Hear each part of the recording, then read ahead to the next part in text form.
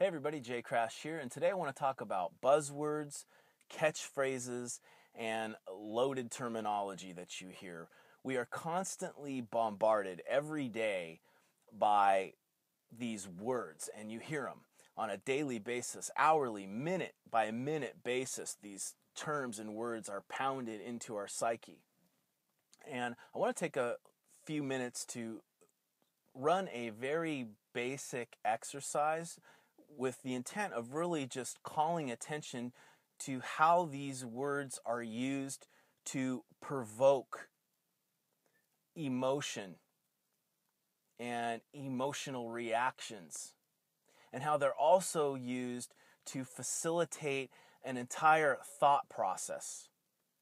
And we have many of these terms, you hear them every day, and they're just words, but they've come to inherit an entire set of beliefs, an entire thought process. So what I wanted to start out with basically is just saying a few of these expressions that you hear, saying them out loud, and allowing you to take a few moments to just think of what comes to mind when you hear these terms. And we're going to explore how this is really a method that is used to influence thought. It conjures up, when we hear these words, it conjures up entire little meaning systems and structures, and we relate and we kind of compartmentalize our thoughts when we hear just these basic words. They become bigger than the words. They're symbols to represent an entire thought process. And I don't care about what side you're on here, because that's really another intent of these words, is when you hear them, you automatically put yourself over in one side. Oh, I'm that. Or, oh, I'm that. And usually these words are kind of divisive, and they're used to kind of steer us into camps and schools of thought, different paradigms. So let's think about a few of these. Pro-choice, pro-life, pro-family, diversity, tolerance, weapons of mass destruction, biological and chemical weapons, terrorism, terrorists, fiscal cliff, economic collapse, financial crisis, disasters. Now, what immediately comes to mind when you hear these? Let's take pro-choice, for example.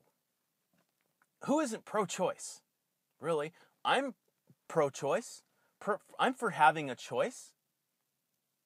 We should all, as Americans, that's one of the things we love to exercise is our choice. We have choice in America.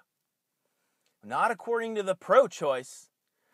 If you're pro-choice, it has only to do with abortion and the whole context of that debate. And they've got another one for you if you're on the other side. It's pro-life. Well, who isn't pro-life? I'm pro-life.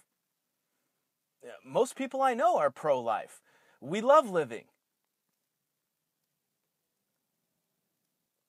Another good one is rebels, rebel forces, and liberation forces, freedom fighters. You notice how everyone who is on our side is a freedom fighter or a liberation force, but everybody who's against our paradigm or our side is a rebel or is an extremist. Extremist is another one you hear every day. Extremism. So again, when we hear these words, it sparks an entire set of meaning in us. And if we're aware of this, we can guard ourselves against the influence that it has over our thought process. Because the world's not that black and white, folks. Most of us know this. We're smarter than that. And we'll be able to recognize when our thought process is under attack. Let's stop being compartmentalized into all these little groups.